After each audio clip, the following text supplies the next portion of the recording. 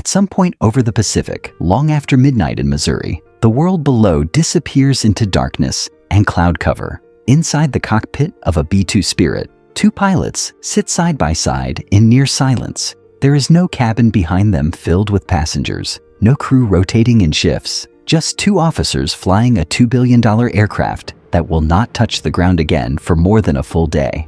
A long-duration B-2 mission does not begin in the air.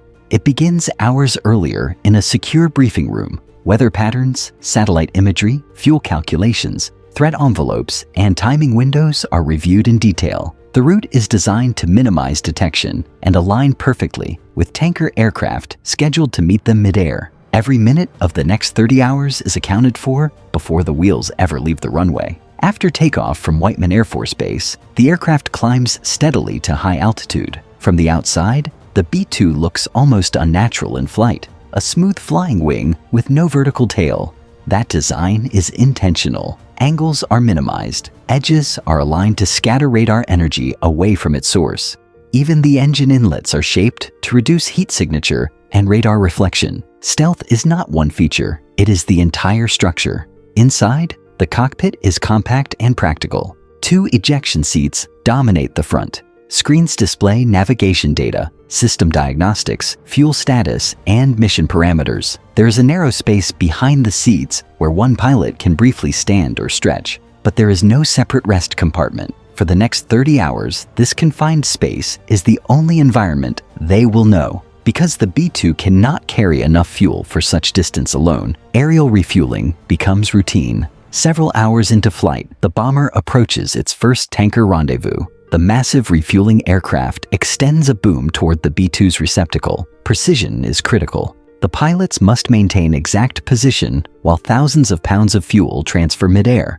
This process will repeat multiple times throughout the mission. Without it, the aircraft would never reach its target or return home. As transit hours accumulate, the pilots begin managing endurance. They rotate responsibilities deliberately. One focuses on primary flight control and system monitoring, while the other manages communications and navigation updates. During lower-risk cruise segments, one pilot may recline slightly and attempt a controlled rest period. These are short, light sleep intervals, 20 to 30 minutes at most, while the other remains fully alert. There is no true break from responsibility. Food is minimal and practical. Prepackaged military meals, protein bars, and hydration systems are stored within reach. Every movement must be careful. A spill across avionics panels is not an inconvenience. It is a hazard. Caffeine is used with restraint. Too much early in the mission can cause a sharp decline in alertness later. When precision matters most, hours pass with little external change.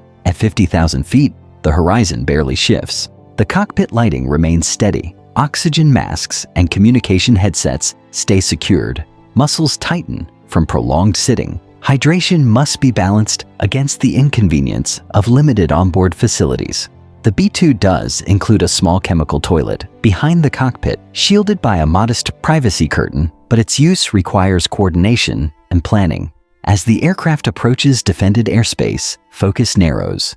Below, radar networks and air defense systems operate continuously. The B-2's radar-absorbing materials and carefully engineered geometry reduce its detectability to a fraction of conventional aircraft. But stealth does not mean invisibility. Flight path, altitude, and timing must align perfectly. When the time comes, the internal weapons bay doors open briefly. Precision-guided munitions deploy. Seconds later, the doors close again to preserve the aircraft's low observable profile. The event is controlled, procedural, almost quiet from the pilot's perspective, but it represents the culmination of years of planning and training.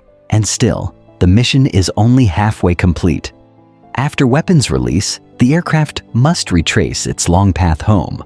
More refueling, more system checks, more hours seated in controlled concentration. A 30-hour B-2 mission is not defined by speed or noise. It is defined by sustained focus. Two individuals maintaining operational precision from the first engine start to the final touchdown back in Missouri. By the 10th hour in the air, the mission shifts from novelty to endurance. The cockpit environment does not change, but the body begins to notice the strain. Remaining seated for extended periods restricts circulation. The flight suits, designed for protection and functionality, are not built for comfort. Even small adjustments in posture require coordination inside the confined space. The B-2 cockpit was never intended to feel spacious. Its design prioritizes instrumentation and survivability. Multifunction displays provide continuous data on altitude, heading, fuel balance, engine performance, and stealth system status. Every surface serves a purpose. There are no unnecessary components. Switches are positioned for efficiency, not convenience. Pilots manage fatigue deliberately.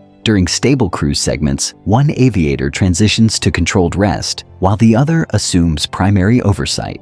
These rest periods are structured and timed. The resting pilot keeps communication equipment within reach and remains partially suited in case of sudden tasking. Deep sleep is impossible at altitude inside a pressurized military cockpit.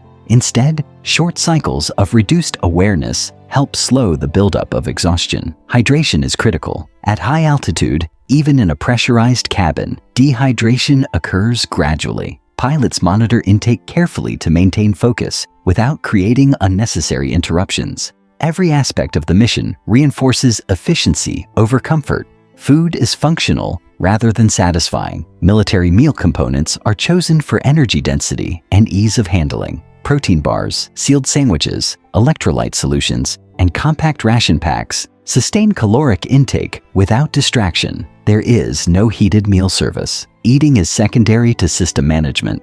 The stealth profile of the B-2 depends not only on shape, but on maintenance and operational behavior. Radar-absorbing materials covering the aircraft's surface reduce detection, but these materials are sensitive and require meticulous upkeep on the ground. In flight, pilots manage altitude and routing to remain within optimized stealth envelopes. Internal weapons bays remain closed except during release. Even minor deviations can increase radar exposure. Inside defended airspace, communication protocols tighten. Secure data links provide encrypted mission updates. Radio transmissions may be minimized or eliminated entirely. The cockpit becomes quieter, not in sound, but in conversation. Focus narrows to instrumentation and pre-planned waypoints. The physical effects of prolonged vigilance intensify after 15 to 20 hours. Reaction time slows subtly. Muscles ache from restricted movement. Eyes strain against illuminated displays. The crew counters this with structured dialogue,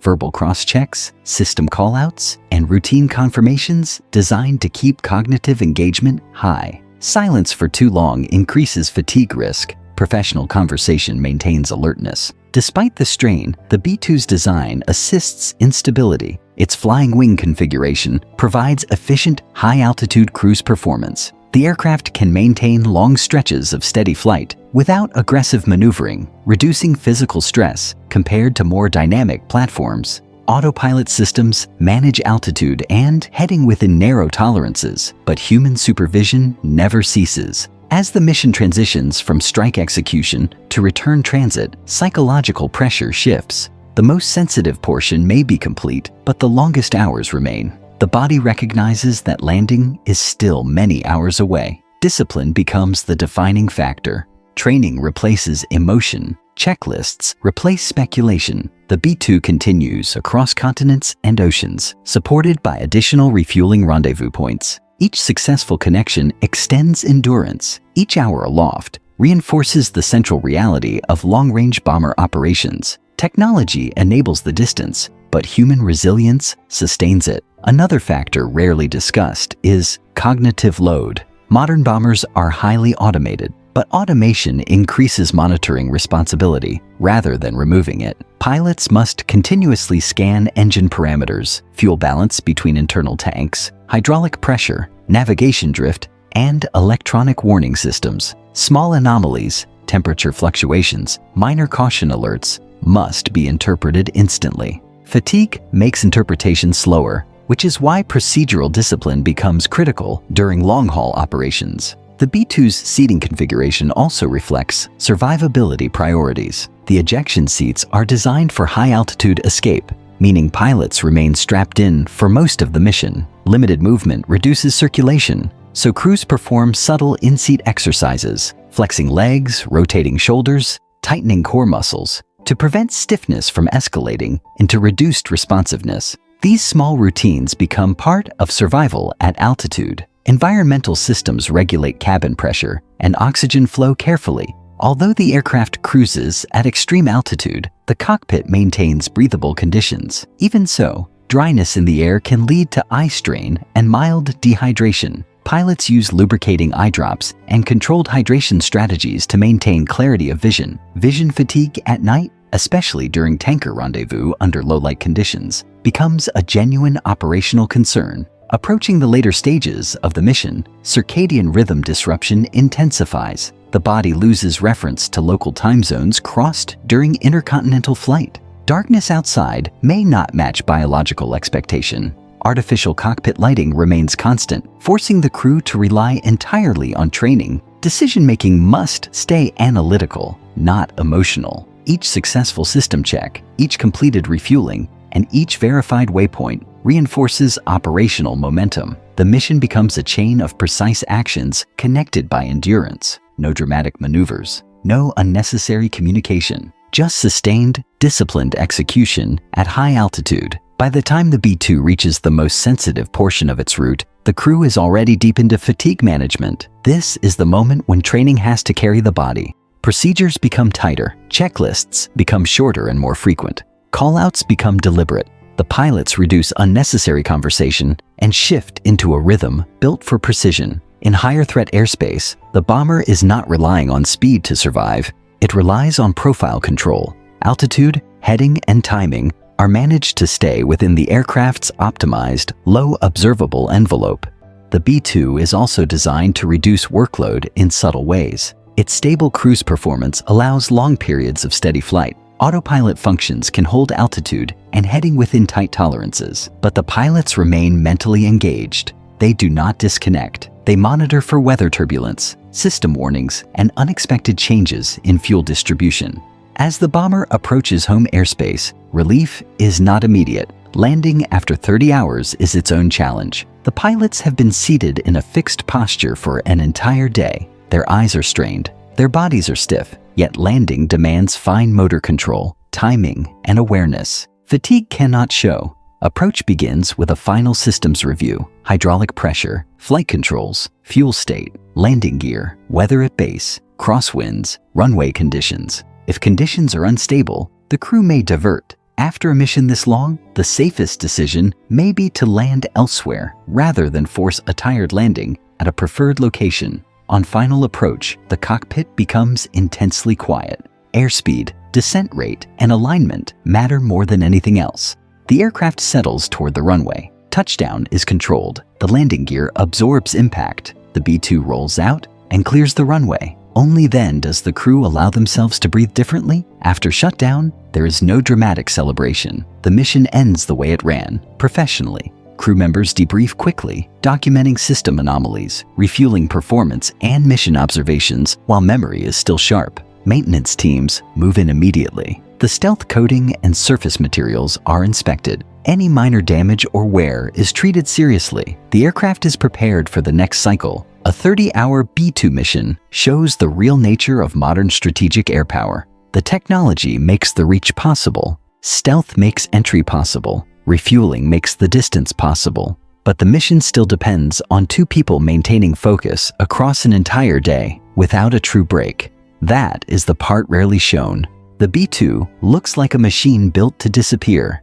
In practice, it is a machine that demands endurance, it demands discipline, and it demands calm decision-making under fatigue. When people talk about stealth bombers, they usually talk about radar and weapons. But the reality of a long-duration mission is simpler and harder. Stay precise, stay awake, stay sharp, hour after hour until the wheels touch the runway again.